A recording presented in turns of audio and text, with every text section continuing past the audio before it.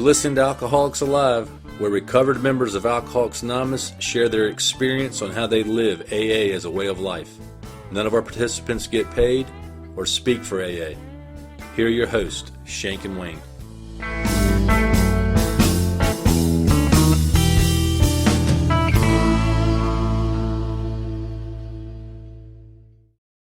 Welcome to Alcoholics Alive. Shank, I've enjoyed the Upon Awakening reading, so let's just go right into that so we can get centered and focused. All right. Season 10, Episode 9, Upon Awakening. This comes from page 13 in the book Alcoholics Anonymous, the 4th edition, 2001. And it says, "Belief in the power of God, plus enough willingness, honesty, and humility to establish and maintain the new order of things were the essential requirements." Could be one of the most important readings in the book. Might could. Might could. Bill's story, huh? Yep. Belief in the power of God. I know we talk a lot about that term, or you'll hear people kind of that we hang out with mention this.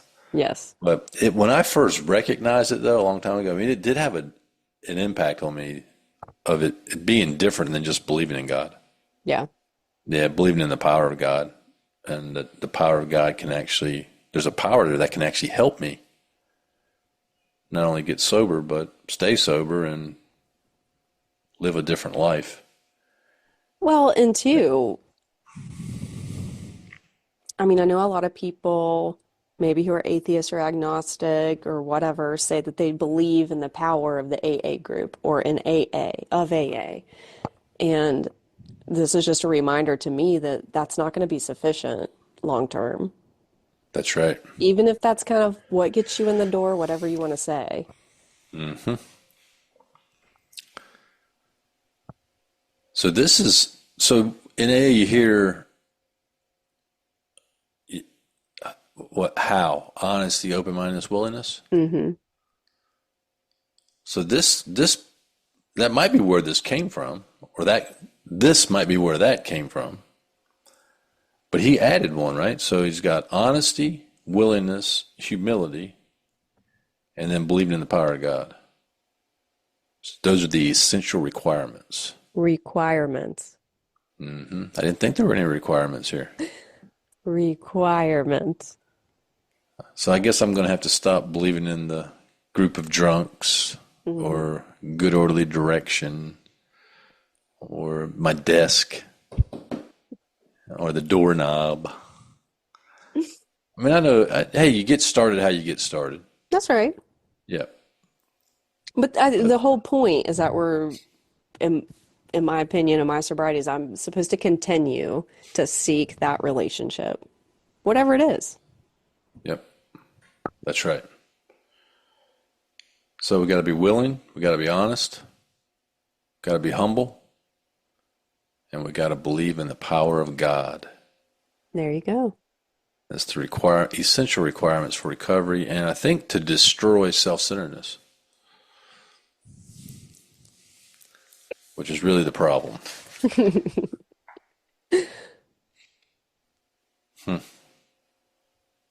All right. What's the topic today, Shank? All right. Well, today we have Behind the Curtain, AA's financial reality check. Mm-hmm. So we have been discussing finances a lot this season, at least a few times. And we have some updated numbers from our assembly. We do. So I think a lot of people just say, hey, contributions are up, our budgets are balanced. But there's more to it than that. There is more to it than that. And so we just heard an update at our assembly on the advisory actions and some other stuff that took place in conference. We're going to cover that in a couple of other episodes starting next week. So we won't go into those now. But we did get a financial update too. And so I think we ought to go through a few of the numbers. And, the financial update, this is a GSO and a Grapevine update. And a lot of times at the assembly, when they're presented, if they're even presented, I mean, a lot of our GSRs and DCMs and A members just kind of gloss over, maybe don't pay attention, or maybe it's not communicated effectively by the trusted servant. And many times we just kind of don't really pay attention to them or dig into what the numbers are actually saying. I think these numbers that we're getting ready to go through probably support what we've been saying on the last 3 or 4 episodes. So these are all 2024 numbers directly from GSO. Seventh Tradition contributions in 2024 were 11.3 million. They were actually up about 4% from the previous year. Yeah. So, listen, I know we're going to talk about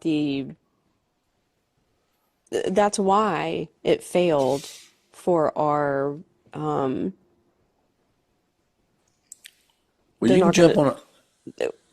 You can jump on advisory actions. That's why it failed for the Yeah. delegates to come back to their areas to tell us that we need to send more money, right? I suspect that's partly why it never became an advisory action. So if you'll remember, there was an advisory action in a committee to task the delegates to come back To and reaffirm. to reaffirm a previous advisory action, basically to educate us on the impact of inflation. And so that advisory action did not make it. Yeah. I guess it was a PAI. The PAI never actually made it as an advisory action. So this could be why, or it could have been that maybe the committee kind of just came to their senses and said, hey, we don't need to be telling AA members anything about inflation. It's none of our business. I don't know. Yeah. It'd But be at good any to know. rate, contributions were up 3.8%. They were. So we took in a little over $11 million in Seventh Tradition contributions. And we'll go into a little more detail about how that was split up between groups versus individual members. Operating expense before depreciation ended up at 18.7 million. That was up 7% from the previous year. So you can do the just quick math on that. So contributions were up 4%, expense was up 7%. Okay, so it just sounds like to me that maybe revenue and contributions aren't the issue, it's the growing expenses potentially. Yes. Okay. Yep. And a side note on that, so we have received some comments from some listeners and even a few letters that were written by some other organizations or areas in other states. And there was a pretty common theme of the message to GSO that, hey, it doesn't appear we have a revenue problem. We have an expense problem. And I think that all this supports that. So, program service expense was $9 million. That was up 1%. And then supporting services expense was $9.6 million, which was up 13%. So that's from So 23 to 24, correct? that's correct. Okay. Yep. Yep. So I don't know. You would think that we would be taking a hard look at our expenses, So especially. when we went over the 23 numbers, that the contributions covered, what did we come up with? How much of our expenses versus literature sales? It was 60%. 60%. Yeah. So I think it was the same. It was kind of the same in 2024. Okay. Yeah. So self-support or seventh tradition contributions covered about 60% of operating expense. So people are sending money. Yes. People, Yep. areas, groups. Okay. Yep. And so there's a interesting data point here. It says cost of program services per individual. So basically, they're telling us that it costs them $6.48 per member to operate. So I guess they're asking every 2 million members to send in the $6.48. Which, like, okay, that's an interesting figure to have. But what all program services are we talking about here? Yeah, good question. Yeah, I mean, I don't own every book that they produce yeah, or pamphlet. yeah. It would be good to have a little more, clarity. I don't think we will get it until the actual final report comes out. Kind of the numbers behind the numbers, if you will. But just on the surface of what we're seeing here, I mean, there's definitely an expense issue. Yeah. Yep. And the interesting thing is profits from literature sales were up 13%. Right? So we made on the sale of literature, the gross profit was $7.6 million, up 13% from the previous year. So So when was the PLBB released? November? November. So we had maybe like a month, 6 weeks, something like that with the PLBB. Yep. Okay. So I wonder So if that was 13%. You know what? It probably was because this is just simple math. They sold 70,000 of them. We know that. That was The published. first The printing. first, yeah, and they Okay. ran out end of December. So if they sold them at $11, so that would be $770,000. If they sold 70,000 copies at $11, so that would have been the number. It would have been close. So that was the reason for the gross profit increase. The point, though, is if they would cut expense, they could lower literature price to us. Now, didn't you tell me that has happened before in the past? It absolutely has happened. The cost of big books have gone down before, back in the 90s, late 80s. Yep. They sure did. It just seems like to me that would help.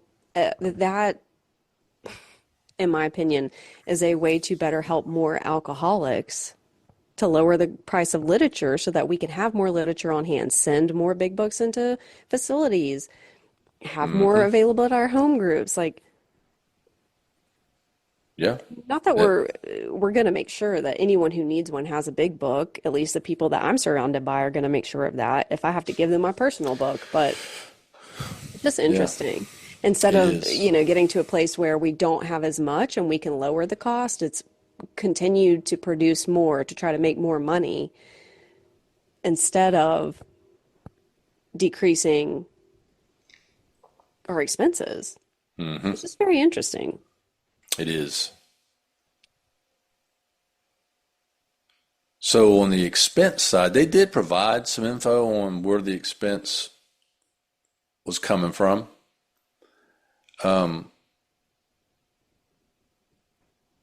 Salary and benefits were basically over budget by about 123,000.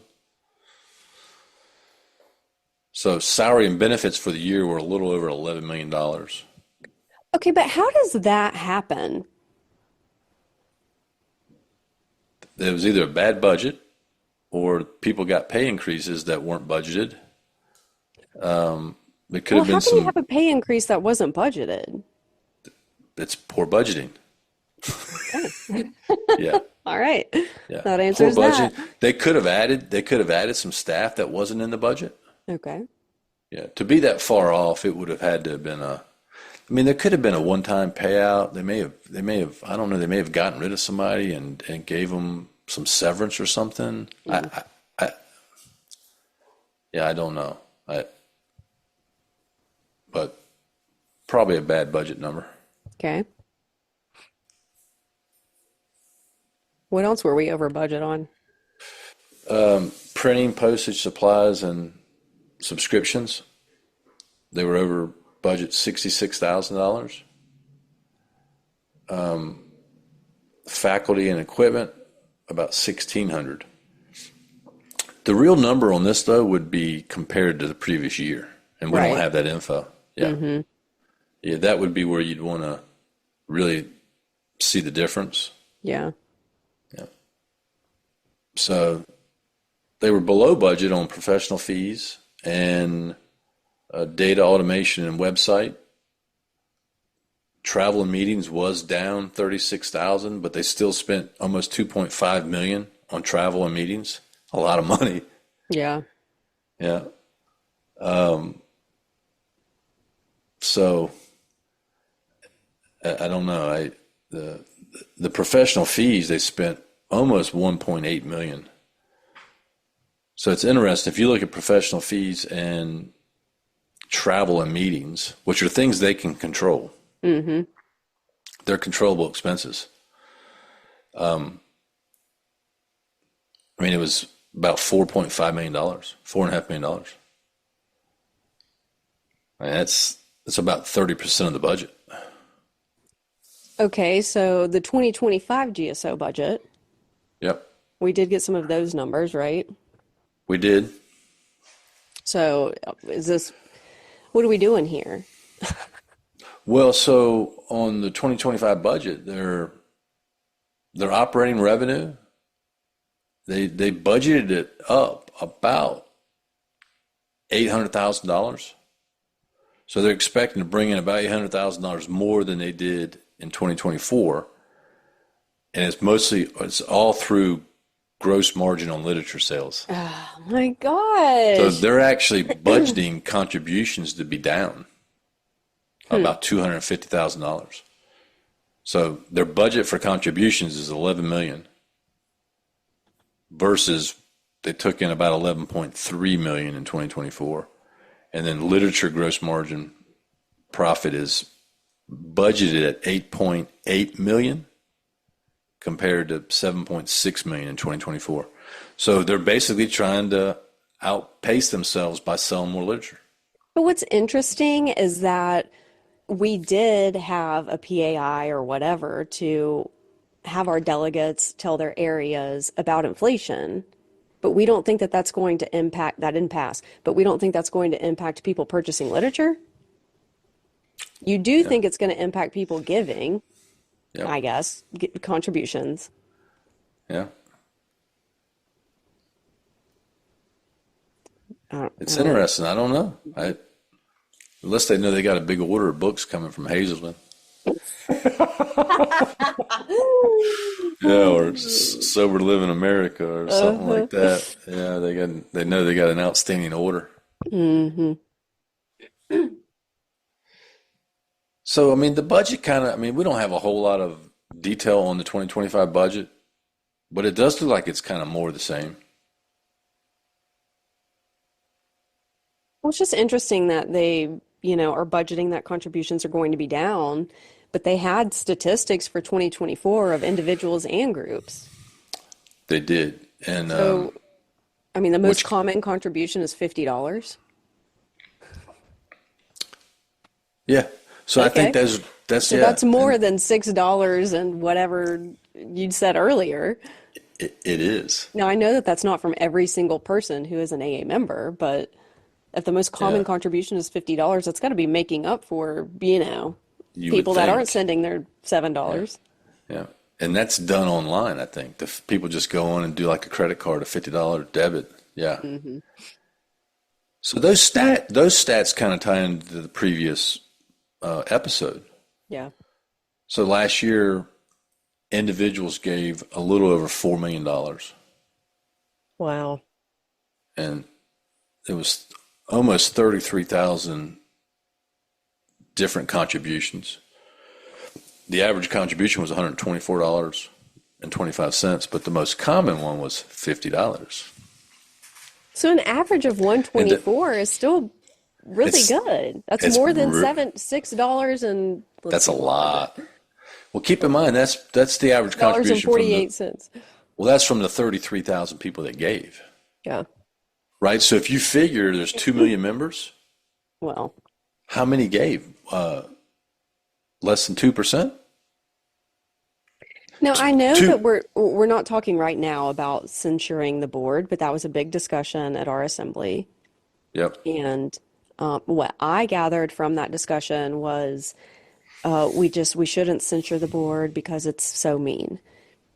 But obviously, if only 33,000 members are giving contributions, like you're not willing to say, oh, well, I wonder why that is. Maybe people are voting with their wallet Yeah. or telling you they don't That, like what you're doing with their wallet. that's right. They're speaking up by what they're not doing. Yeah. It's a good point. And there are, I'm sure, a lot of individuals and groups that don't know they can give, that don't care, that give to their district and let them figure it out, or give to their area and let them figure it out. They're not sending it directly to GSO, but Yeah. how is that? Maybe it is a consideration, but it's not something that I hear being said, like what's going on here. It's just kind of a figure that's thrown out and like, hey, you need to give more. Give more. Yeah. Everything's good. That's a lot of money from individuals. It is. But it is a small amount, I guess. If really there are about 2 million members, Hmm. I think that's less than 2%. Hmm. I think 2% of 2 million would be 40,000. It's kind of like the grapevine number. And then a little over 7 million was given by groups. So 32% of the groups gave, of the registered groups gave. So that means 68% did not give. That's a lot of groups not giving money to GSO. I would be interested because we do know that there was an area that sent a letter saying that they were not going to contribute any longer to GSO. And I don't know, probably like 5 or 6 years ago, I would have been like, well, that's all ego. Why do you need to send them a letter to let them know you're not going to be sending money? I understand it today that it's like, hey, we don't agree with what's going on. We're going to withhold contributions until we feel more comfortable with what you're doing. Here are our grievances. And so I would be interested to know how many other areas or individuals or groups or districts send letters to say, hey, we're not giving contributions and here's why. Well, it would be good info to have. I don't know how we'd get it unless we just specifically ask the general manager or the board chair to give it to us. I don't think a lot of that information shared with the fellowship or with the delegates. People Yeah. think delegates know everything and they're in the loop. They're really not. I mean, they attend a conference once a year for a week. Hmm. The staff and the board are the ones that really know more stuff, and it's mostly staff. So a lot of that info I think they just keep to themselves, nor should they just publicize it, but we might could ask for it. Well, and maybe it's like not something that, I don't know, people have ever requested or they think is interesting or they don't, I don't know. I can see where that could be like a bad mark if you're letting everyone know Yeah. why people are not contributing. But I don't know. I think it's relevant information and the fact that our finances are out of whack. Yeah. Well, we could request it. I might do that. Hey, how many other areas and groups have actually sent you letters saying they're not giving and giving you reasons why? Yeah.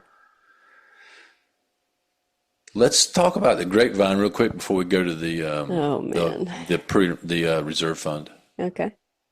You good with that? Yep. So Grapevine financial highlights. I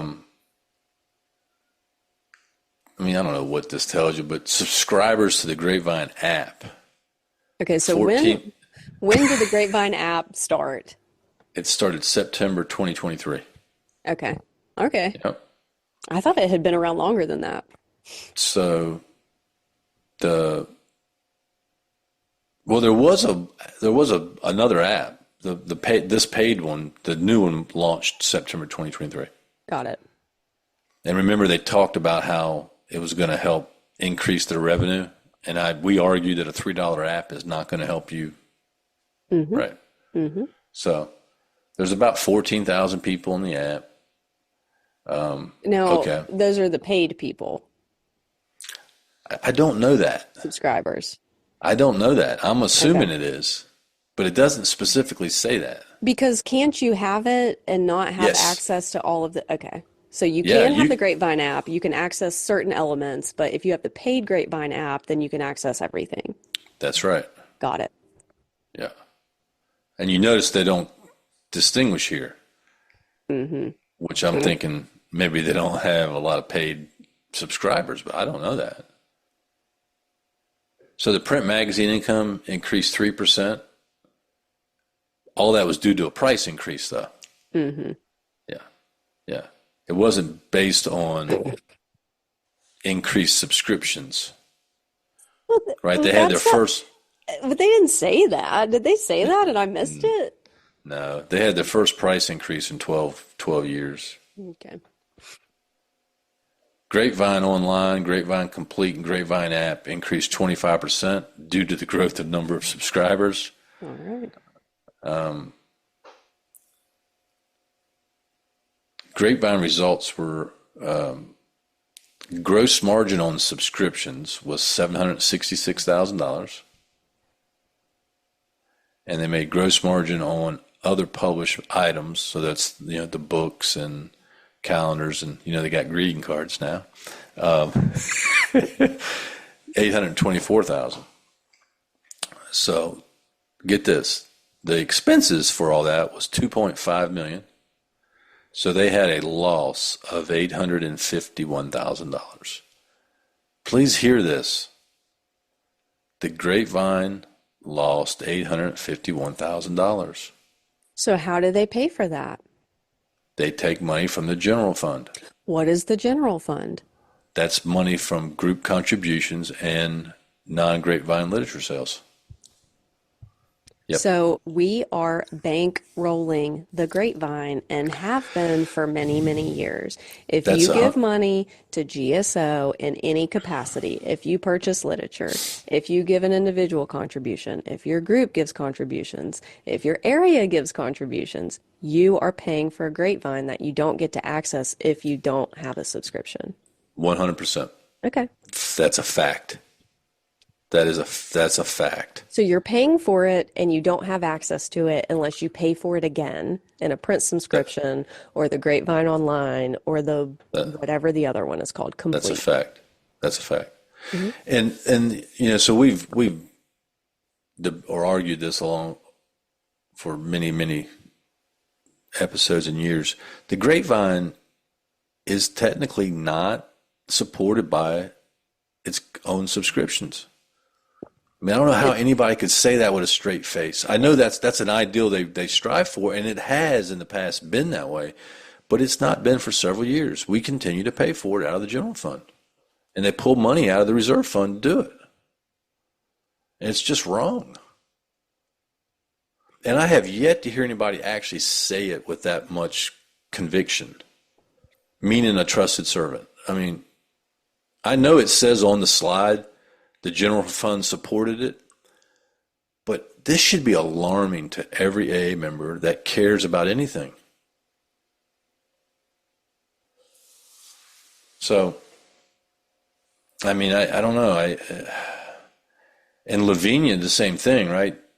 They claim the circulation went up 17%, but it's still like 7,000 subscriptions. And we paid for that. It had a loss of almost $600,000. So I don't know how you justify losing that much money for such a small impact.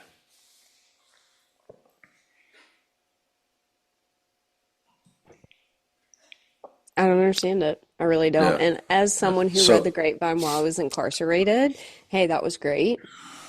Um, and if there was more transparency about the fact that we are paying for The Grapevine, and if you don't pay for another subscription, then you don't have access to it. If there were more transparency, hey, the majority of the fellowship may be okay with that, yeah, but they may not.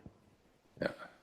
You could dial it back. It could be not in color. It could be less pages. You could take everything out but the stories for a period of time. You could only have a couple of stories. It could only be 5 pages. Like there are so many things It's that a you could possibly do, but we're yeah. so egotistical that we couldn't imagine having a Grapevine magazine that didn't look amazing and have color and reach out to every single person and have specialized group issues that they're unwilling to do that. This is definitely one that's fixable. You're right. And I mean, it would require making some tough decisions and switching some things up, but this is absolutely fixable. And you But know it's one what of those ones else? where we're tied in this old paradigm where we just can't, they can't see forward and they're just tied to the past. What else?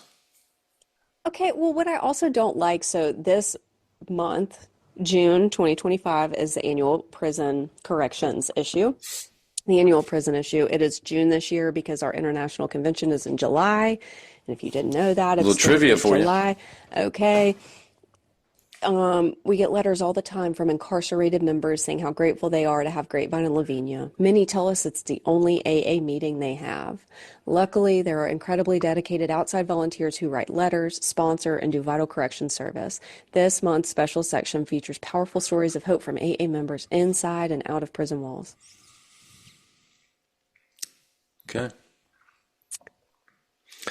Well, If it's the only AA meeting that they have, I would think that just send them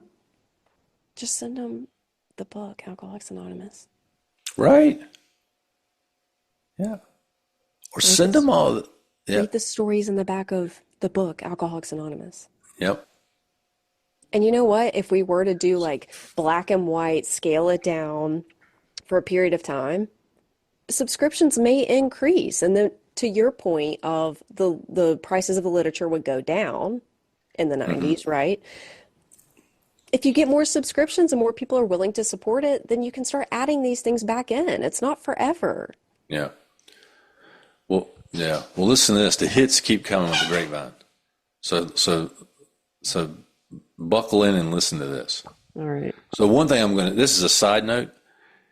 This is one of the things you don't see on financials. And I don't have the exact number in front of me, but there's a huge financial burden on our balance sheet for unpaid Grapevine subscriptions. Well, what does that mean?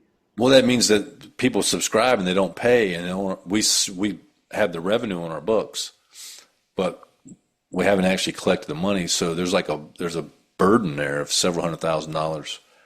Anyway, that's not what I wanted to talk about, but just know that not everybody that signs up for the Grapevine actually pays their bill. Listen to the 2025 numbers. The print magazine is expected to decrease in subscriptions in 2025.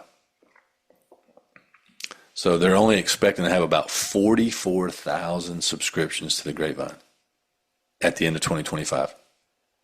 Think about that. That's about Now, and Is that So, partly because the Grapevine and Lavinia apps are now available internationally? well, no. So listen to this. So I found these numbers. So to answer your question before, so paid apps Hmm. in 2024 were 8,500. So there were 8,500 people paying for the app. That's it. So Well, then why did they so do say, hold on. So do the math on that. That's $25,000 oh my in gosh? revenue.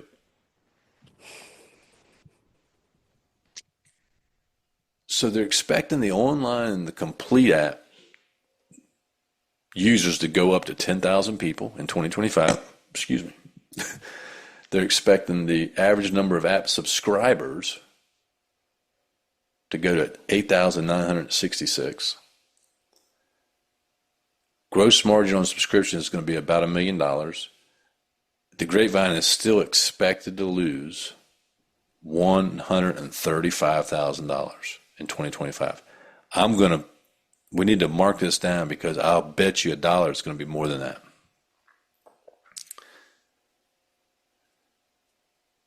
And Lavinia is going to lose almost 500,000, and they're already expecting to pull the $455,000 from the general fund for the Lavinia. Well, So there's no, I mean, they're going to pull more money.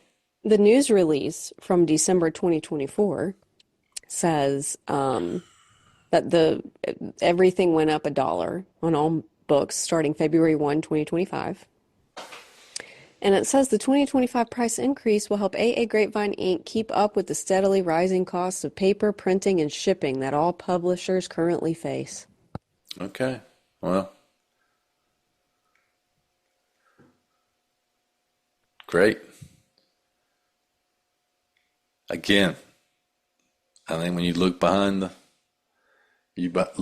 curtain. I mean, I somebody just, needs to I make some just feel like that's decisions. not completely transparent and honest. It's not. Say, hey, we have all of these prices are increasing, but also we haven't been able to pay our bills and we've been taking from the general fund since the 90s or whenever, at Hmm. least since I've been sober. Yeah. So the 2025 numbers, it's basically more of the same. You could argue that they're a little more positive than the previous year, Hmm. but contributions are going down, expenses are going up, and they're already expecting to pull a little more money from the reserve fund. It's not good. They've got to start looking at expense. So how much did they So pull from the reserve fund so in last year? 2024, they pulled $1,064,652 from the reserve fund. So over $1 million. Hey, if you ran your house that way, or if you ran your business that way, guess what? You're gonna You're be done. out of a business, or you're gonna be out of a house. So so as of um, December 31st, 2024, there was 6.4 months of reserve fund in the account. It's supposed to be now they say 9 to 12. It's supposed to be 12. So we're supposed to have a year's worth of operating expense in the reserve fund, and there's 6 months, and it's decreasing from 20. So in 2024, there was 6.56 months. Hmm. They're expecting at the end of 2025 that it's going to be at 6.4%. So, I mean, it doesn't take a really bright person to understand that that's not a good recipe for success. Well, here's my question. Does everything have to crash and burn and the books have to be at zero before, I don't know, like a lot of people who are in general service, to take some action and then wonder, well, how did it get here? Because I can see that coming. Yeah, maybe. Let's hope And not. this is not about protest. This is not about saying that, oh, they have all the time in the world and they just take no action. It's about financial stewardship. And That's I right. learned in Alcoholics Anonymous, I always go back to this. I learned in alcohol, I didn't even have a credit card when I got sober. I had no credit, no credit card. I had to learn how to do all of these things. And the only way Yep. that I learned that was because when I was going through a fourth step, a fifth step, eight and nine, I had to pay back all my creditors. I needed to have my own personal prudent reserve. When I opened a business, I had to have a prudent reserve for my Yep. business. And then when unexpected things happened and I had to close down my business for 3 months, I was okay. Yep. Well, it's because you were prepared. It's just, I feel like I should not be, I'm not unique in this. This is like the rule, not the exception. Yep. Yep. And you know what? I mean, we know it. We know it's not easy running a business, No. and we know there are a lot of factors, especially running one like this. It's a little unique business, and with the publishing revenue and you're relying on voluntary contributions. So, I mean, we know that, and we're not saying shut the thing down, but like most businesses, over time, we get diverted, we get involved in stuff that we shouldn't be doing, and what I call bloat happens, and mission creep happens. You start, so I just think it's time to start looking at stuff, and we really need to get back to basics and get back to just doing stuff that's absolutely necessary. Well, it seems like, And unfortunately, unless we have pause in contributions from a great majority of the fellowship, yep, it's not going to get anyone's attention. We're going to continue to bankroll the grapevine. We're going to be down to 6.4% in our prudent reserve, and we're going to continue to spend money that we don't have, it would yep, seem. yep. So with that being said, I mean, I think we go back. I would go back to our original kind of outro in the last episode. That I mean, I think it's time for groups and for individuals to speak up and to write letters and to stop. What was the word we used? Polite pause, principled pause, Principled pause. a principled pause until they get the house in order. You know, so Cut waste, increase transparency, focus on our primary purpose, yep. scale down. There's It's definitely amazing. It's amazing to have all of this literature, to have Grapevine compilation books. They're beautiful. The artwork, great. They're in color. The Grapevine, it's in color. It's great. You have the steps and traditions on, like, yes, you do have everything one might need to quote, have a meeting. If you don't have volunteers coming into a prison facility, say, yeah, yep. but you could have all of that. And I can tell you right now that I read the Grapevine while I was incarcerated, but we have stacks of them in prisons now.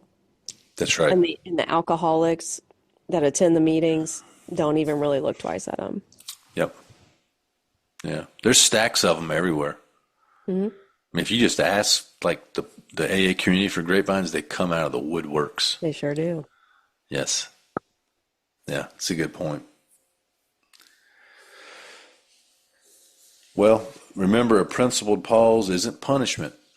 It's a wake-up call. That's right. Yeah. Shank, let's move on to living sober shrapnel. All right. And just so you'll know, we're going to cover this, but living sober is getting redone. So enjoy these jewels while you can. Getting updated. So we have our Living Sober Shrapnel, which is a segment of lore, myth, and sayings is written in the booklet Living Sober. Now, these are from the 55th printing to 2024. So if you're listening to this in the future, you may not have these jewels. That's right. Our first Living Sober Shrapnel is AA jargon. Ah, Now it's a synonym for shrapnel. shrapnel. And it we may says, have to rebrand. this comes from page 26. In the earliest days of AA, the term sponsor was not in the AA jargon. Then a few hospitals in Akron, Ohio, and New York began to accept alcoholics under that diagnosis as patients if a sober member would agree to, quote, sponsor, end quote, the sick man or woman. The sponsor took the patient to the hospital, visited him or her regularly, was present when the patient was discharged, and took the patient home and then to an AA meeting. At the meeting, the sponsor introduced the newcomer to other happily non-drinking alcoholics. All through the early months of recovery, the sponsor stood by, ready to answer questions or to listen whenever needed.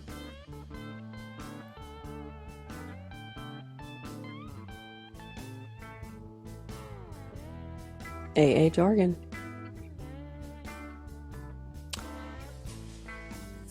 This is what you were talking about earlier. Yes.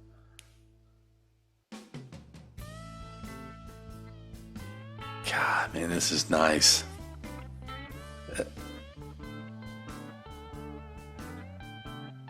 I'm reading it again. It's in the early stages of the term sponsor was not in jargon. And so I thought this was interesting too. In the booklet, Living Sober, if you read from pages, like 25 to maybe 30, it talks a lot about it's talking about sponsorship. This is talking about the early days. It'll go into some other sponsorship issues, if you will.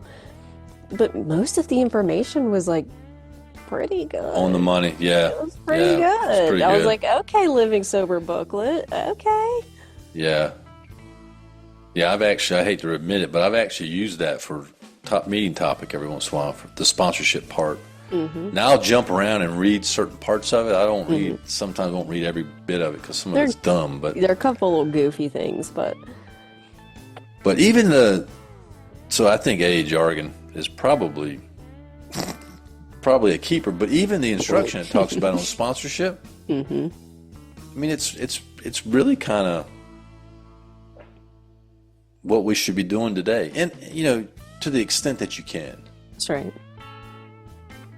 Meaning that these sponsors kind of took a little bit of responsibility for ensuring that the new person got connected to Alcoholics Anonymous. It was more than just giving them a phone number or throwing a piece of literature and a meeting directory at them. So, pretty cool. It reminds me a lot of what our home group does with treatment centers and prisons.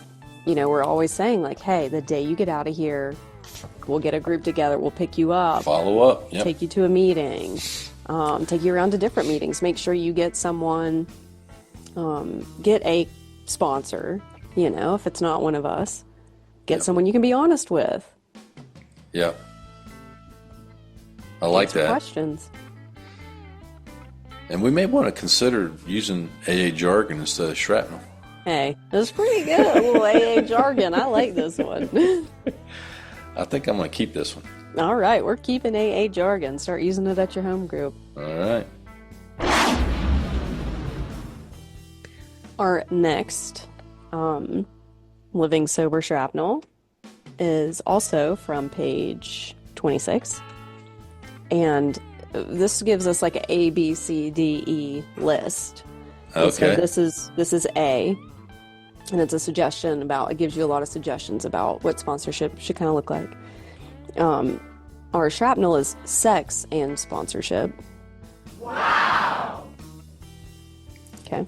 Okay, I'll be curious to hear this one. So this is page 26. A, it's usually better if men sponsor men and women sponsor women. This helps avoid the possibility of romance rearing its lovely head, a development which can hideously complicate, if not destroy, the sponsor-newcomer relationship. By trial and error, we've discovered that sex and sponsorship are a very bad mix. Oh my goodness. That is awesome. Oh my goodness. So if you've ever wondered where men with the men and women with the women, Hey, this may be where it originated. It could be. It's funny how he kind of, he just says avoid the possibility of romance, and he runs right into sex and sponsorship are a very bad mix. Well, of course they are. Duh. Duh. That is interesting. A development which can hideously complicate, if not destroy, the sponsor-newcomer relationship. So this actually implies that all this has happened. Yeah, it says trial and error. We've discovered Right. sex and sponsorship. And you know what? When I was newly sober, when I got out of prison, there was a young lady. She's around my age. She got sober. She started dating this guy. And he's still like this to this day. He's still sober. But he had her do her fourth and fifth step with him also. Oh my goodness! And I'll never Are you forget serious? when she came into the meeting and she's telling her sponsor and me and a couple other girls, like, yeah, I went ahead and like did my fifth step with the guy I'm dating. And we were like, what? Oh And I've my never been goodness. able to look at him the same since. That's crazy. Mm-hmm. It's wrong too. It's so wrong. I mean, I know everyone will be surprised to hear that did not work out. So Right. I'm trying to think if I've ever actually seen this happen. I've not. I mean, I've seen obviously a lot of people hook up and get together in AA. Yep. But as far as like a guy sponsoring a new girl and then I'm not. Well, I don't the know that I've only ever- thing that I have heard is from a friend of the pod's home group where he got sober, where the leader of the group would Yeah. probably take these women through the steps if I had to guess, but then also like get engaged to them or something.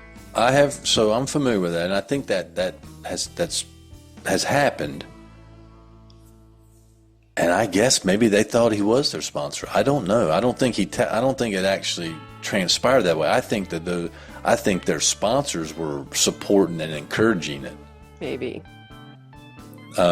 Which is even more demented, but I digress. But it's a similar, it's a similar scenario for sure. Well, I mean, what it says is accurate, but sex and sponsorship, I don't know. It's kind of creepy. kind of creepy. What do you think? I think it's got to be out of here. I'm scrapping it. Still true. Yes. Scrapping it.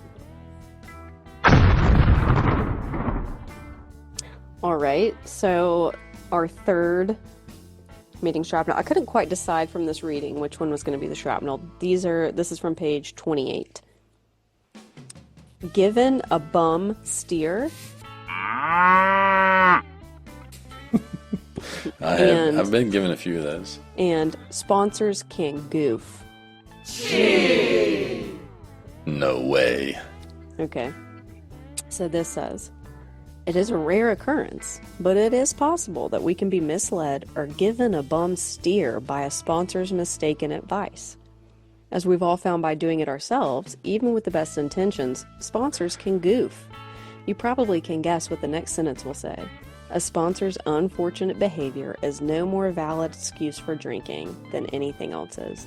The hand that pours a drink down your throat is still your own. Woo. Oh man, it's so interesting how some of his writing will be like right on the money, but then in the same paragraph he'll have this know. like really like goofy statement. I know. The hand that pours a drink. Yeah, what's that? The shrapnel you hear a lot. Nobody forced it down me, or Something. I think even Dr. Bob said something about nobody had to force liquor down his waste pipe or something like that. Something like Yeah. that. So you can be misled or given a bum steer by a sponsor. And sponsors can goof. Sponsors can goof.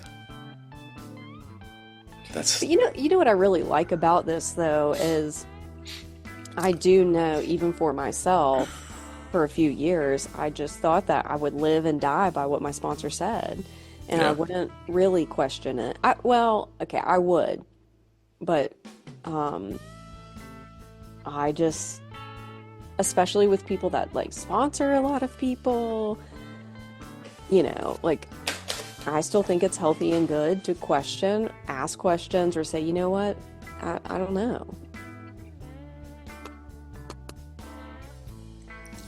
You mean Sponsors it's are okay? God. You mean it's okay for the sponsor to say, "I don't know"? Yeah, or Or, the sponsee. yeah.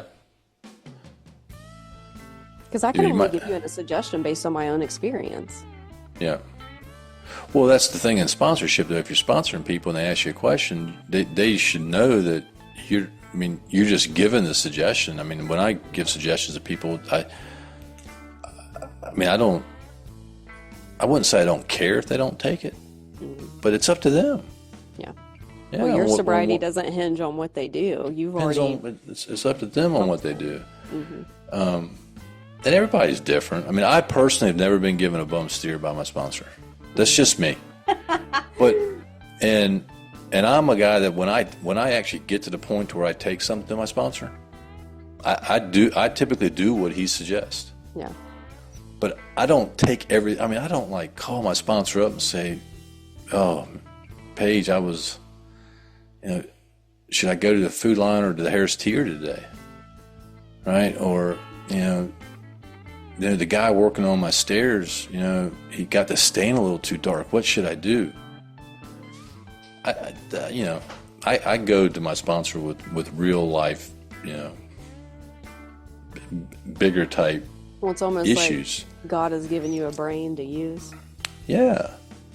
So maybe that's the difference. And, for me is that my sponsor has never been like an on-call psychiatrist, which is how some people treat sponsorship. Some sponsors will treat you They like you will. should treat them that way. They will. Yeah. But I guess, hey, sponsors can goof. Sponsors sure can goof. I wouldn't say that I've been And you know given what? a bum If steer by a sponsor because, quite frankly, I just wouldn't take that suggestion. yeah, right. Yeah. I mean, I think people are given bum steers by sponsors. If I take it to God Well, and pause, I mean, Yeah. Yeah. But that's right. the answers will come. Your own house is in order. But I wouldn't have a sponsor that I don't trust and that I don't have respect for. Yeah. That's just me. And I think a lot of people do have sponsors that they don't respect, and even the idea, I'm getting off track a little bit, even the idea of being on common ground with your sponsor and your equals, I've never believed that. That's just, he's ahead of me. Yeah. I respect him. And so there's a little bit of respect there that I have, that I would never ask somebody else to be my sponsor that I didn't have that same level of respect for. So, That's a good point. yeah. But hey, even with that, sponsors can goof. I think it should also be said, though, that he doesn't treat you like he's above you. You respect him, but as an outsider looking in, Yeah. he treats you with just as much respect, too. And that's probably why that relationship really works the way it does. It could be. Yeah. And I've never asked him how he's doing or what he's doing, or it's just, he may tell me, but I don't ask him because I'm not sponsoring him. He's sponsoring me. Yeah. I got people that'll call me and the first, "Hey, how you doing today?" I'm like, that's not the question. The question is, what are you doing? Uh-huh. Yeah. Well, it's the fake politeness. I'm getting off onto something else, but it's like the fake pleasantries. And not that they're fake, but just like having to be like, "Oh my gosh, hey, how are you? How's your day? Did you get up and did God shine the light?" All right. Well, What do you think? Given a well, bum steer and sponsors can goof? I think we shouldn't give people bum steers, and we should be humble enough to admit when we've made mistakes. I don't dislike the reading, but sponsors can goof. Oh, man. It's a rare occurrence, according to Barry. Mm-hmm. The hand that pours a drink down your throat is still your own. I'm scrapping it. It's out of here.